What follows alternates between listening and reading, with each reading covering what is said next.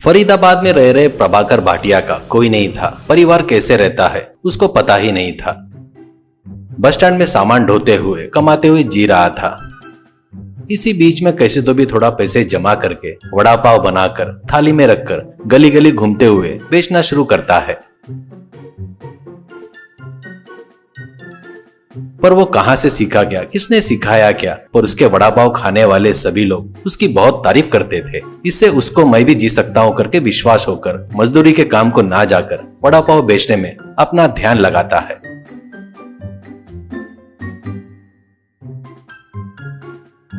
पैसे आ रहे थे इसलिए बस्ती में एक छोटा सा रूम किराए पर लेता है।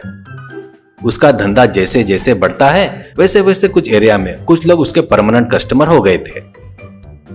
एक दिन एक घर के आगे वड़ा पाव करके चिल्लाते हुए जा रहा था, तभी घर में से बाहर आ रहे कार में एक औरत ड्राइविंग कर रहे अपने पति से, अरे सुनो, वड़ा पाव बोले तो मुझे बहुत पसंद है जी, कोर्ट जाने के लिए भी और समय है ना, ऐसा कहती है।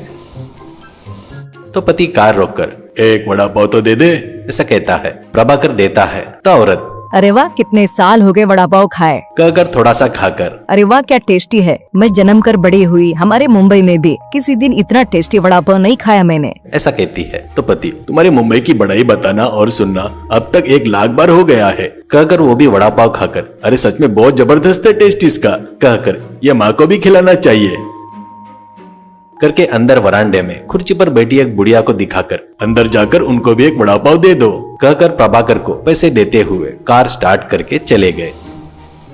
प्रभाकर अंदर जाकर बुढ़िया को वड़ा पाव देते हुए, माँ जी आपके लड़के हैं शायद, उन्होंने वड़ा पाव देने को बोले हैं आपको, ऐसा कहता है। तो बुढ़िया मुंह फैलाकर, अरे वाह वड़ा पाव क्या, इस फरीदाबाद में आकर वड़ा पाव खाना ही भूल गई थी, कहकर वड़ा पाव मुंह में रखकर जम के चिल्लाती है। प्रभाकर घबराकर, अरे क्या हुआ माँ जी, मेरा वड़ा पाव अच्छा नहीं है क्या, ऐसा कहता है। तो वो, जल्दी से और 2 दे दे, आज खाना नहीं खाऊंगी, ये तुम मुझको रोज ऐसे समय पर लाकर दे देना, ऐसे कहती है। तो प्रभाकर, कैसे होगा माँ जी, इस एरिया में मैं हफ्ते में 1 बार आता हूँ, बाकी के एरिया में रोज घूमकर बेचना पड़ता है ना, ऐसा कहता है। तो बुढ़िया, तुम महीने भर बेचे तो कितना मिलता है तेरे को, करके पूछती है। तो प्रभाकर, कितना माँ जी, सब खर्चा निकाल कर रूम का किराया देकर 3000 बचता है, वही बहुत है, ऐसा कहता है। तो बुढ़िया, मैं तुमको 8000 दूंगी और तुम्हारा रहना खाना सब यही होगा, बस जब मांगूंगी तब वड़ा पाव बनाकर देते जाओ, मुझे अपनी दादी समझो, ऐसा कहती है। तो ये बात सुनकर प्रभाकर के आंखों में आंसू आ जाते हैं। मेरा कोई भी नहीं है, फिर भी मुझसे इतने प्यार से बात करने वाला कोई नहीं है माँ जी, मुझे तुम्हारे परिवार में रहने दिए वही बहुत है,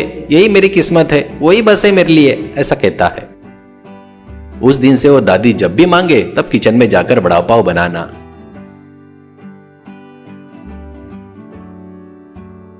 उसे उसका लड़का और बहू बड़े पसंद से खाना चल रहा था।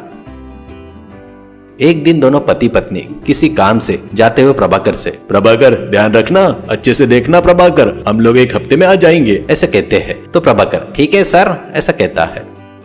प्रभाकर इससे पहले परमानेंट घरों में जाकर रोज वड़ा पाव देता था, पर इस बीच में ना देने से प्रभाकर उनके यहाँ जाकर कहता है, मैं एक जन के यहाँ काम कर रहा हूँ, अब तुम्हारे घर में आकर वड़ा पाव देना नहीं होगा, करके बताता है उनको। तो जिनको नंबर दिया था वो लोग कभी कभी फोन करते हुए प्रभाकर से, तुम्हारा वड़ा पाव नहीं खा रहे तो मुंह का स्वाद भी नहीं आ रहा है रे, ऐसे कहते हैं। तो प्रभाकर को दया आकर बुढ़िया से परमिशन लेकर सिर्फ हर रविवार को वड़ा पाव तैयार करके उनके घरों में जाकर देते रहता है। उस दिन रविवार था। प्रभाकर वड़ा पाव थाली में रखकर घर से बाहर जा रहा था। गेट के बाहर खड़े होकर घर के तरफ देखते हुए 2 व्यक्ति देखते रहते हैं। तो प्रभाकर, कौन हो जी आप लोग, आपको किससे मिलना है, ऐसा पूछता है। तो वो, हम एक एड्रेस ढूंढ रहे हैं, ये मदन मोहन जी का घर है क्या, करके पूछते हैं। तो प्रभाकर, नहीं जी, ये तो चंदूलाल का घर है, वो भी अभी नहीं है, दिल्ली गए हैं, दादी है घर पर, कहकर जा रहा था। उन दोनों में से एक व्यक्ति दूसरे को आंख मारते हुए, आज रात में ही, ऐसा कह रहा था। तो प्रभाकर उनके तरफ ध्यान नहीं देकर बाहर चला गया। सभी वड़ा पाव देते हुए पुलिस स्टेशन में जाता है।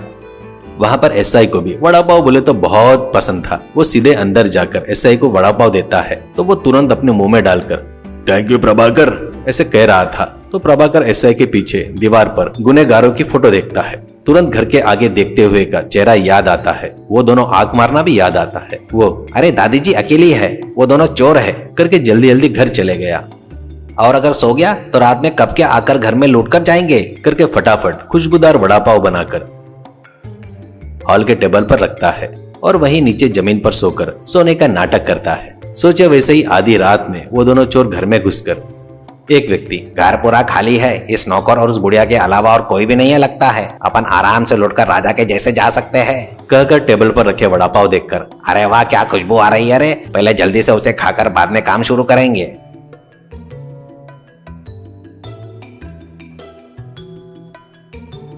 कहकर जमकर पेट भरकर वड़ा पाव खाकर धम्म से नीचे गिर जाते हैं।